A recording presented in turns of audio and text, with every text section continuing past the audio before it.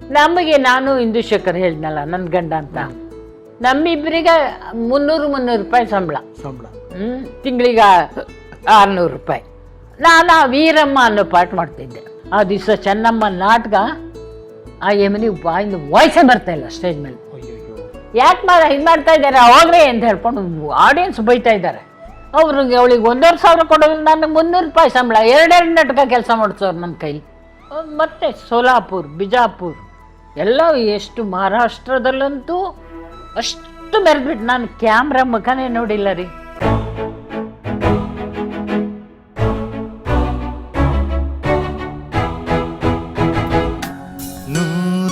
ನೂರೊಂದು ನೆನಪು. ನಿಮ್ಮ ನಾಟಕದ ದಿನಗಳಲ್ಲಿ ಪ್ರಮುಖವಾದ ಘಟ್ಟ ಕಿತ್ತೂರು ರಾಣಿ ಚೆನ್ನಮ್ಮನ ಪಾತ್ರ. ಅದು ಸತ್ಯಭಾಮ ಅಮ್ಮ ಅವರ ಒಳಗಡೆ ಇದ್ದ ಆ ಒಂದು ಕಲಾವಿದೆಯನ್ನು ಈಗ ಆಲ್ರೆಡಿ ಹೊರ ಹಾಕಿದ್ದೀರಾ, ಇನ್ನು ದೊಡ್ಡ ಪ್ರಮಾಣದಲ್ಲಿ ಹೊರ ಹಾಕಿದಂಥ ಗಳಿಗೆ ಅದು ಹೇಳಿಮ್ಮ. ಆ ಚೆನ್ನಮ್ಮನ ಪಾತ್ರ ಹೇಗೆ ಬಂತು, ಅದರ ಅನುಭವಗಳು? ಅದು ಏನಂದ್ರೆ, ನಾವು ಇದರಲ್ಲಿ ನಮ್ಮ ಶ್ರೀಶೈಲ ಮಲ್ಲಿಕಾರ್ಜುನ ನಾಟ್ಯ ಸಂಘ ಸುಳ್ಳ ಅಂತ ದೇಸಾಯಿಯವರು, ಬಾದಾಮಿಯವರದ್ದು, ಅವರದ್ದು ಡ್ರಾಮಾ ಕಂಪ್ನಿ, ಅವರಲ್ಲಿ ಕಿತ್ತೂರು ಚೆನ್ನಮ್ಮ ನಾಟಕ ಆಡೋರು. ಸ್ಟೇಜ್ ಮೇಲೆ ಆನೆ, ಕುದುರೆ ಎಲ್ಲ ಬರೋದು. ಈ ಕಡೆ ಬೆಂಗಳೂರು, ಈ ಕಡೆ ಗುಬ್ಬಿ ಕಂಪ್ನಿ ಅಂತಿತ್ತು, ಗುಬ್ಬಿ ವೀರಣ್ಣವರು, ಆನೆ ಕುದುರೆ ಇದೆಲ್ಲ ಇತ್ತು ಅವ್ರದ್ದು. ಉತ್ತರ ಕರ್ನಾಟಕದಲ್ಲಿ ಅವ್ರದ್ದೇ ಟ್ರಾಲಿ ತಿರ್ಗೋ ಸ್ಟೇಜು, ಆಮೇಲೆ ಆನೆ ಕುದುರೆ ಎಲ್ಲ ಸ್ಟೇಜ್ ಮೇಲೆ ತರೋರು. ಆನೆ ಮೂರು ಕಾಲದಲ್ಲಿ ಕುಂಟ ಹಾಕ್ಕೊಂಡು ಬರೋದು. ಮಾಲೆ ಸೊಂಡ್ಲಲ್ಲಿ ಮಾಲೆ ಕೊಟ್ಟರೆ ಹಿಂಗೆ ರಾಜಗುರುಗಳಿಗೆ ಹಾಕೋದು, ಕುಂಟ್ಕೊಂಡು ಬಂದು ಅಷ್ಟು ದೊಡ್ಡ ಆನೆ ಸ್ಟೇಜ್ ಮೇಲೆ. ಕುದುರೆ ಅಷ್ಟೇ, ವೈಟ್ ಕುದುರೆ ಲಕ್ಷ್ಮಿ ಅಂತ, ಇಷ್ಟು ಎತ್ತರ ಇರೋದು. ಅದನ್ನು ಈ ಚೆನ್ನಮ್ಮನ ಪಾತ್ರ ಫಸ್ಟ್ ಮಾಡ್ತಿದ್ದದ್ದು HP ಸರೋಜಾ ಅಂತ ಮೆಡ್ರಾಸ್ನವರು. ಅವ್ರನ್ನ ಅಲ್ಲಿಂದ ಕರೆಸೋರು, ಮೆಡ್ರಾಸಿಂದ ಕರೆಸಿ ಏನು ಅವರಿಗೆ ಏನು ಆಗಿನ ಕಾಲದಲ್ಲಿ ರಾಜಾತಿಥ್ಯ ಹೌದು. ಸುಳ್ಳು ದೇಶವರು ಅವರು ಊರಿಂದ ದ್ರಾಕ್ಷಿ ಹಣ್ಣು ಎಲ್ಲ ಕೊಟ್ಟು ಕಳಿಸಿ ಇದು ಮಾಡಿಕೊಂಡು ಅಯ್ಯಮ್ಮನ ಕೈಲಿ ಮಾಡಿಸೋರು. ನಮಗೆ ನಾನು ಇಂದುಶೇಖರ್ ಹೇಳಿದ್ನಲ್ಲ ನನ್ನ ಗಂಡ ಅಂತ, ನಮ್ಮಿಬ್ಬರಿಗೆ 300 ರೂಪಾಯಿ ಸಂಬಳ. ತಿಂಗಳಿಗೆ 600 ರೂಪಾಯಿ. ನಾನು ಆ ವೀರಮ್ಮ ಅನ್ನೋ ಪಾಠ ಮಾಡ್ತಿದ್ದೆ. ಈ ಅಮ್ಮ ಚೆನ್ನಮ್ಮ. ಚೆನ್ನಮ್ಮ ನಾಟಕ ನೋಡ್ತಾ ನೋಡ್ತಾ ನೋಡ್ತಾ ಎಲ್ಲ ಪ್ರಿಂಟ್ ಆಯ್ತೆಲ್ಲ. ಕಂದಗಲ್ ಹನುಮಂತರಾಯರ ಡೈಲಾಗಲ್ಲ ಭಾಳ ಇಷ್ಟ. ಅದು ಕನ್ನಡದಲ್ಲಿ ಮತ್ತೆ ಯಾರು ಹೇಳೋಕ್ಕೆ ಸಾಧ್ಯ ಇಲ್ಲ. ಅದೇ ಚೆನ್ನಮ್ಮನ ಬಶೀರ್ ಅಂತ ಇಲ್ಲಿ ಒಬ್ಬರು ಬರೆದಿದ್ದಾರೆ, PB ದುತ್ತುರ್ಗೀರ್ ಅಂತ ಒಬ್ಬರು ಬರೆದಿದ್ದಾರೆ. ಕತೆ ಅದೇನೆ, ಇಂಗ್ಲೀಷರ ವಿರುದ್ಧ ಹೋರಾಡಿ ಟ್ಯಾಕ್ರೈ ಸಾಯಿಸೋದು ಅದು ಇದು. ಆದರೆ ಇವ್ರದ್ದು ಸಂಭಾಷಣೆ ಏನಿದೆ ನೋಡಿ, ಕಂದಗಲ್ ಹನುಮಂತರಾಯರು, ಅದು ಒಂದು ಕಥೆನೇ. ಆ ಕಂದಗಲ್ ಹನುಮಂತರಾಯರು ಈ ನಾಟಕ ಕಂಪನಿ ಮಾಡಿದ್ರಲ್ಲ ದೇಸಾಯಿಯರು, ಅವರಿಗೆ ದೂರದ ಸಂಬಂಧಿಕರು. ಅವರು ಸಾಯೋ ಕಾಲದಲ್ಲಿ ಅವ್ರ ಮನೇಲಿ ಇದ್ದು ಈ ಪ್ಲಾಟ್ ಚೆನ್ನಮ್ಮಂದು ಬರೆದು ಇದನ್ನು ನೀವು ಯಾರಿಗೂ ಕೊಡ್ಕೂಡ್ದು, ನೀವೇ ಚೆನ್ನಮ್ಮ ನಾಟಕ ಆಡಿಸ್ಬೇಕು ಅಂತ ಹೇಳಿ ಪ್ರಾಣ ಬಿಟ್ಟರವರು. ಆ ಅಭಿಮಾನಕ್ಕೋಸ್ಕರ ಈ ದೇಸಾಯಿರು ಆ ಕಂಪನಿ ಮಾಡಿದ್ದು. ಚೆನ್ನಮ್ಮ ದೂರದ ಸಂಬಂಧಿಕರು ಹೌದು, ಕಂದಗಲ್ ಹನುಮಂತರಾಯರವ್ರ ಮೇಲೆ ಇದಾದ್ರಿಂದ ಆ ಮುದುಕ ಪ್ಲಾಟ್ ಕೊನೆ ತನಕ ಒಬ್ರಿಗೆ ಕೊಡಲಿಲ್ಲ ನೋಡಿ, ಸಾಯುವವರೆಗೂ ಕೊಡಲಿಲ್ಲ. ನನಗೆ ಇದ್ದಾಗೆಲ್ಲ ಒಂದು ಟೈಮ್ ಅಂತ ಹೇಳೋದು ಎಲ್ಲ ಇಡೀ ನಾಟಕ ಬಾಯಿಪಾಠ ಇತ್ತು ನನಗೆ. ಆ ಟೈಮ್ನಲ್ಲಿ ನಾವು ಕಲಾವಿದರು ಒಂದು ಕಡೆ ಇದ್ರು, ಒಂದು ಕಡೆ ಇಡೀ ನಾಟಕ ಬಾಯಿಪಾಠ ಇದ್ರು. ಅದನ್ನೊಂದು ಟೇಪ್ ರಿಕಾರ್ಡ್ ಮಾಡ್ಕೊಳ್ಳೋಣ ಅಂದರೆ ನನ್ನ ಹತ್ರ ಒಂದು ಟೇಪ್ ರಿಕಾರ್ಡ್ ತರಕ್ಕೆ ದುಡ್ಡಿಲ್ಲ. 600 ರೂಪಾಯಿ ಸಂಬಳ ನಮ್ಮ ಗಂಡ ಹೆಂಡತಿಗೆ, ನಮ್ಮ ಖರ್ಚೇ ಆಗೋಗುತ್ತೆ. ಇನ್ನು ಟೇಪ್ ರಿಕಾರ್ಡ್ ಅದನ್ನೇನಾದರೂ ನಾಟಕ ಸೋತ್ನಲ್ಲ ಟೇಪ್ ರಿಕಾರ್ಡ್ ಮಾಡ್ಕೊಂಡೋದು ಕತೆ ನನ್ನ ಕೈಲಿ ಸಿಕ್ಕಿದ್ದು, ನನ್ನ ಹತ್ರ ಇದ್ದಿದ್ರೆ ಫುಲ್ಲು. ಮೊದಲಿದ್ದಷ್ಟು ಮೆಮೊರಿ ವಯಸ್ಸು ಇಷ್ಟಾದ್ಮೇಲೆ ಬರುತ್ತಾ ಇರುತ್ತೆ. ಬೇರೆ ನನ್ನ ಪಾತ್ರ ಬರ್ಬೋದು, ಅದೆಲ್ಲ ಎಲ್ಲಿ ಬರುತ್ತೆ? ಆಗಲಿಲ್ಲ. ಆಗಿದ್ದರೆ ನನಗೆ ಬೆಂಗಳೂರಿಗೆ ಬಂದ ತಕ್ಷಣವೇ ಇದ್ದದ್ದು ಪ್ಲ್ಯಾನ್ ಚೆನ್ನಮ್ಮ ಇಲ್ಲಿ ಮಾಡಿಸ್ಬೇಕು ಅಂತ. ನನಗಿನ್ನೇನು ಚಿಂದೋಡಿಲಿಲ್ಲ, ಕೇಳಿದ್ರು ಆ ಎಮ್ಮ ನಂದು ಬೇಕಾದಷ್ಟು ಚೆನ್ನಮ್ಮ ನೋಡಿದಾಳೆ. ಚೆನ್ನಮ್ಮ ಬಂದ್ಕೊಂಡು ಇಲ್ಲಿ ಕೇಳಿದ್ಲು, ಚೆನ್ನಮ್ಮ ಆಡಿಸ್ತೀನಿ ಮಾಡ್ತೀಯಾ, ಈಗಲೂ ತಾಕತ್ತೈತಾ? ಓ ಖಂಡಿತ ಮಾಡ್ತೀನಿ ಅಂದಿದ್ದೆ. ಅವಳು ಮಾಡಿಸೋದಕ್ಕೆ ರೆಡಿ ಇದ್ಲು, ನಾನೇ ಮಾಡ್ಬೇಕಂತೆ. ಅಂದ್ರೆ ಅದು ಯೋಗ ಇಲ್ಲ, ನಮಗೆ ಯೋಗ ಇಲ್ಲ, ಅದು ಮಾಡೋಕ್ಕಾಗಲಿಲ್ಲ. ಆವಾಗ ಏನಾದ್ರು ನನ್ನ ಹತ್ರ ಪ್ಲಾಟ್ ಸಿಕ್ಬಿಟ್ಟಿದ್ರೆ ಗ್ಯಾರಂಟಿ ಕಲಾಕ್ಷೇತ್ರದಲ್ಲಿ ಚೆನ್ನಮ್ಮ ನಾಟಕ ಆಡಿಸ್ಬಿಟ್ಟು. ಅಲ್ಲಿ ಚೆನ್ನಮ್ಮ ಪಾತ್ರ ಮಾಡಿದ್ರಿ ಅಲ್ವಮ್ಮ ನೀವು? ಮಾಡಿದೀನಿ. ಅದನ್ನ ಕತೆ, ಚೆನ್ನಮ್ಮದ ಕತೆ ಈಗ ಹೇಳ್ತೀನಿ ಕೇಳಿ. ಅದೇ ಹಂಗೆ ಇದು ಚೆನ್ನಮ್ಮ ಅವರು ಕೊಟ್ಟದ ಕತೆ ಹೇಳಿದ್ದು. ಚೆನ್ನಮ್ಮ ಶುರು ಆಯ್ತಾ, ಇವ್ರು ಮಾಡಿದ್ರು, ಯಾರು HB ಸರೋಜಕ್ಕ ಮಾಡ್ತಿದ್ರು, ನಾವು ನೋಡಿದ್ವಿ. ಇದ್ದಕ್ಕಿದ್ದಂಗೆ ಏನಾಯಿತು, ರಾಯಚೂರು ಕ್ಯಾಂಪು ನಿಮಗೆ ಸ್ವಲ್ಪ ನಿಮಗೂ ದೇವ್ರ ಮೇಲೆ ಇದೆ ಅಂತ ಹೇಳ್ಕೊಂಡಿದ್ದು. ಅಲ್ಲಿ ರಾಯಚೂರು ಕ್ಯಾಂಪು ಚೆನ್ನಮ್ಮ ನಾಟಕ ಆಗ್ತಾಯಿತ್ತು. ನಾನು ವೀರಮ್ಮ, ಚೆನ್ನಮ್ಮ ಸರೋಜಕ್ಕ ಮಾಡ್ತಾಯಿದ್ರು. ಒಬ್ಬ ಸಾಧು ಬಂದ. ಸಾಧು ಅಂದರೆ ಕಾವಿ ಅಂಗಿ ಹಾಕ್ಕೊಂಡು ಒಂಥರ ಸಂತ ಅಲ್ಲ, ಗೋರಿ ಟೈಪ್ ಇದ್ದ, ದಪ್ಪ ಕಣ್ಣು. ಅವನು ಬಂದ್ಕೊಂಡು ಎಲ್ಲರನ್ನೂ ಹಿಂಗೆ ಅವನು ದೃಷ್ಟಿ ಕೊಟ್ಟು ನೋಡ್ತಾ ಇದ್ರೆ ಭಯ ಆಗೋದು. ಸರೋಜಕ್ಕನ ಮೇಲೆ ಭಾರಿ ಅಭಿಮಾನ. ನನಗೆ ಸ್ವಲ್ಪ ಕುತೂಹಲ ಜಾಸ್ತಿ. ಹೋಗ್ಬಿಟ್ಟು ಅವನು ನೋಡಿದೆ. ಅವನು ಹಿಂಗೇ ನಾನು ನೋಡ್ದಿದ್ದ. ನಾನು ಆ ಎಮ್ಮನ ಹತ್ರ ಸರೋಜಕ್ಕ ಯಾಕೋ ನನಗೆ ಆ ಸ್ವಾಮಿ ನನ್ನ ಕಂಡ್ರಿ ಎಲ್ಲರಿಗೂ ಏನೇನೋ ಆಶೀರ್ವಾದ ಮಾಡೋನು, ಏನೇನೋ ಕೊಡೋನು. ನಾನು ನೋಡಿ ಸುಮ್ಮನೆ ಹೇಗೆ ನೋಡ್ತಿದ್ದ. ಆ ಸ್ವಾಮಿ ನನಗೆ ಯಾಕೋ ಆಶೀರ್ವಾದ ಮಾಡ್ತಾನೆ ಇಲ್ಲ, ಯಾಕೋ ಅವನು ಆಶೀರ್ವಾದ ಮಾಡಲಾರ್ದಷ್ಟು ಪಾಪಿನ ನಾನು ಅಂದೆ. ಆ ಯಮ್ಮನಿಗೆ ಏನು ಅನಿಸ್ತೋ ಏನು, ಹೋಗಿ ಆ ಸ್ವಾಮಿ ಹತ್ರ ಬಾಮಂಗೆ ಆಶೀರ್ವಾದ ಮಾಡಿದ್ರ.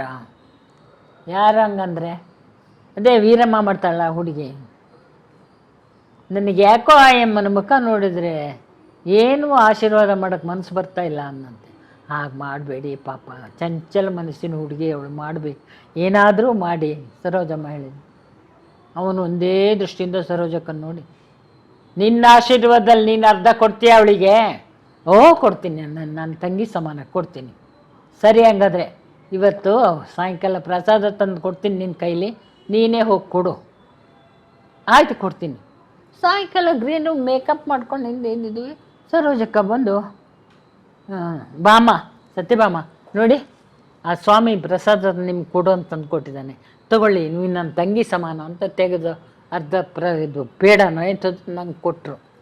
ಅದು ನನಗೆ ಕೊಟ್ಟು ತಗೊಂಡು 3 ದಿವಸಕ್ಕೆ ಸರೋಜಮ್ಮನ ತಂದೆ ತೀರೋದ್ರು. ಅವ್ರು ಹೋಗ್ಬಿಟ್ರು. ಚೆನ್ನಮ್ಮ ನಾವು ಮಾಡ್ಬೇಕಾಗಿ ಬಂತು.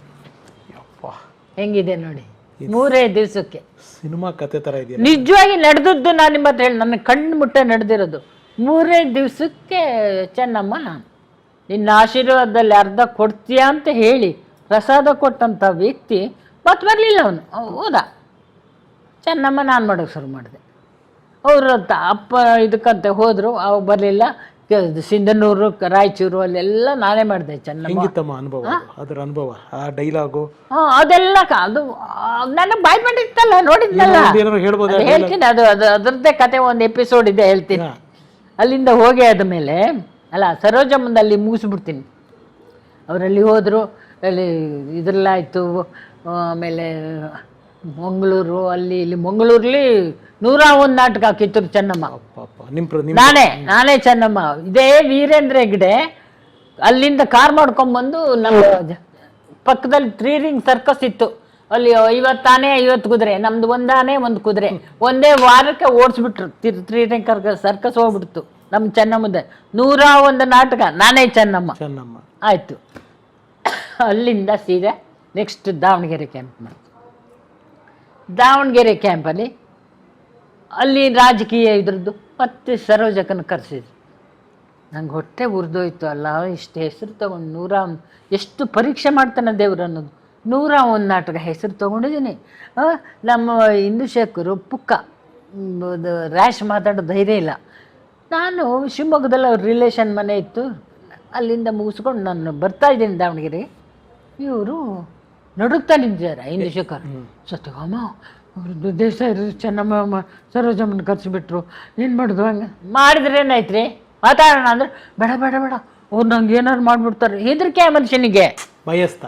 ಮೊದಲಿಂದ ಮಾತಾಡಿ ಇರುತ್ತಿಲ್ಲ, ಇದು ಇವಂದೇ ಸ್ವಭಾವ. ಆಯ್ತು ನೋಡೋಣ, ಹೋಗೋಣ. ನನ್ನ ತಮ್ಮ ಬೇರೆ ಬಂದ, ಸುಬ್ರಹ್ಮಣ್ಯ, ಅವನು ನನ್ನ ಜೊತೆಲಿದ್ದ.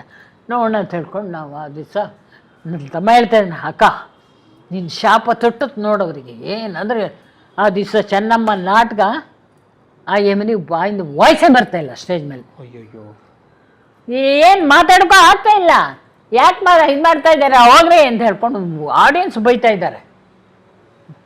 ಧ್ವನಿನೇ ಬರ್ತಾ ಇಲ್ಲ ಯಮನಿ ಮಾಡೋಕ್ಕೆ. ಕೊನೆಗೆ ಏನು ನನ್ನ ಕೈಲಿ ಆಗಲ್ಲ ಅಂತ ವಾಪಸ್ ಹೋಗ್ಬಿಟ್ಲ ಯಮ್ಮ. ಮತ್ತೆ ಬಂದ್ರಲ್ಲ ನನ್ನ ಹತ್ರ, ಅಲ್ಲೇ ಇದ್ದೆ ನಾನು. ಅಲ್ಲಿಂದ ಕಂಟಿನ್ಯೂ ಆಯ್ತು. ಅವ್ರಿಗೆ ಅವಳಿಗೆ 1,500 ಕೊಡೋದು, ನನಗೆ 300 ರೂಪಾಯಿ ಸಂಬಳ, 2 ನಾಟಕ ಕೆಲಸ ಮಾಡಿಸೋರು ನನ್ನ ಕೈಲಿ. ಮಾಡಿದೆ. ಕಷ್ಟಪಟ್ಟು 2 ಒಣಕಲ್ ರೊಟ್ಟಿ ಸಾರು ತಿಂದ್ಕೊಂಡು ದಿವ್ಸಕ್ಕೆ 2 ನಾಟಕ ಮಾಡೋರು, ಕಿರ್ಚಾಡ್ಕೊಂಡು ಆಗ್ತದೆ. ಈಗ ಡೈಲಾಗ್ ಹೇಳ್ತೀನಿ ಕೇಳಿ. ಅಲ್ಲ ಅವಾಗಷ್ಟು ಇತ್ತು, ಯಾವುದೋ ಕಲಾ ಮಾತೆ ಆಶೀರ್ವಾದ, ಅದರಿಂದ ನಮಗಿತ್ತು. ಅದಕ್ಕಿಂತ ಮುಂಚೆ ನಿಮ್ಗೆ ಹೇಳ್ಬೇಕಂದ್ರೆ ಏನ್ಗಿ ಬಾಳಪ್ಪನವ್ರ ಕಂಪ್ಲಿ ಬೈಲಹೊಂಗಲ್ ಕ್ಯಾಂಪ್ ಇದ್ದಾಗ ನಾನು ಈ ನಮ್ಮ ತಂಗಿ ರಾಜಲಕ್ಷ್ಮಿ ಅಲ್ಲಿ ಚೆನ್ನಮ್ಮನ ಸಮಾಧಿ ಇದೆ, ಅಲ್ಲೂ ಕೂತ್ಕೊಂಡಿರ್ತಿದ್ವಿ ನಾವು ಯಾವಾಗಲೂ. ಆವಾಗ ಏನೋ ಚೆನ್ನಮ್ಮನಿಗೆ ಫ್ಲ್ಯಾಶ್ ಆಯಿತು, ನನಗೆ ಆಶೀರ್ವಾದ ಆಯಿತು, ಏನೂ ಗೊತ್ತಿಲ್ಲ, ಏನೋ ಒಂದು ವೈಬ್ರೇಷನ್ ಆಯಿತು. ಚೆನ್ನಮ್ಮ ಕಂಟಿನ್ಯೂಸ್ ಆಗಿ ಸೋಲಾಪುರ್, ಬಿಜಾಪುರ್, ಬೆಂಗಳೂರಿಗೆ ಬರೋವರೆಗೂ ಚೆನ್ನಮ್ಮನೆ ಇಲ್ಲ ಬೇಡ ಚೆನ್ನಮ್ಮನೆ ನೋಡಿ ಕೈ ಹಿಡ್ದದ್ದು. ಅಷ್ಟು ಚೆನ್ನಾಗಾಯ್ತು ಚೆನ್ನಮ್ಮನ ನಾಟಕ. ಚೆನ್ನಮ್ಮನ ಪಾತ್ರಕ್ಕೆ ಇಷ್ಟ ಆಯಿತು ನೋಡಿ. ಮೇಲೆ ಅಲ್ಲ ಬೇರೆಯವ್ರನ್ನೆಲ್ಲ ಕರೆಸಿದ್ರು, ಆಗಲಿಲ್ಲ. ಆಯಮ್ಮನಿಗೂ ಆಗಲಿಲ್ಲ. ನನಗಿತ್ತು ಋಣ ಅದು ಚೆನ್ನಮ್ಮನ. ಈ ಮಕ್ಕಳು ಇಂಗ್ಲೀಷ್ರ ಮಕ್ಕಳು ಪಾಠ ಮಾಡ್ತಿದ್ದು, ನನ್ನ ಮಗಳಿದ್ರು. ಆ ಮಂಗಳೂರು ಕ್ಯಾಂಪಲ್ಲಿ ಎಲ್ಲ ಬಂದು ಕೊನೆ ಮಕ್ಕಳು ಜೈಲಿಗೆ ಇಂಗ್ಲೀಷ್, ಚೆನ್ನಮ್ಮ ತಾಯಿ ನೀವು ನಮ್ಮ ಮದರ್ ಇದ್ದಂಗಿದ್ದೀರಿ, ಮದರ್ ಎಂದು ಕರೆಯೋಣವೇ, ತಾಯಿ ಅಂತ ಕರೆಯೋಣ ಅಂದ್ಕೊಂಡು ಇಷ್ಟಿಷ್ಟು 5 ವರ್ಷ ಅವರಿಗೆ. ಆವಾಗ ಚೆನ್ನಮ್ಮ ನಾಟಕ ಆಯಿತು. ಅದು ಚೆನ್ನಮ್ಮನ ಕತೆ ಮುಗೀತು. ಅದೆಲ್ಲ ಮುಗಿಸಾದ್ಮೇಲೆ ಮತ್ತೆ ಸೋಲಾಪುರ್, ಬಿಜಾಪುರ್ ಎಲ್ಲ ಎಷ್ಟು ಮಹಾರಾಷ್ಟ್ರದಲ್ಲಂತೂ ಅಷ್ಟು ಮೆರೆದ್ಬಿಟ್ಟು ನಾನು ಕ್ಯಾಮ್ರಾ ಮುಖನೇ ನೋಡಿಲ್ಲ ರೀ ಹೇಮಾವತಿ ಬರೋವರೆಗೂ. ಅದೇ ಹೇಮಾವತಿಗೆ ಬರ್ತೀನಿ, ಚೆನ್ನಮ್ಮಂದೊಂದು ಡೈಲಾಗ್ ಅಮ್ಮ ಅದು ಹೇಳ್ತೇನೆ. ಅಲ್ಲ ಹೇಮಾವತಿಗೆ ಬರಬೇಕಾದ್ರೆ ಹೆಂಗೆ ನಾನು ಕ್ಯಾಮ್ರಾ ಇದಾಗಬೇಕು ಅನ್ನೋದು ನನಗೆ ಗೊತ್ತಿಲ್ಲ. ಅಲ್ಲಿವರೆಗೂ ನಾನು ರಂಗಭೂಮಿಯಲ್ಲಿ ಮೆರೆದು ಬಿಟ್ಟೇನೆ ರಾಣಿಯಾಗಿ. ಸಿನಿಮಾದ ಪಾತ್ರ ಏನೂ ಅಲ್ಲ ರಘುರಾಮ್ ಅವರೇ. ಚೆನ್ನಮ್ಮನ್ ಮುಗಿಸ್ಬೋಣ, ಡೈಲಾಗ್ ಹೇಳ್ತೀನಿ ಅಂತ ಹೇಳಿದ್ರಿ ನೀವು.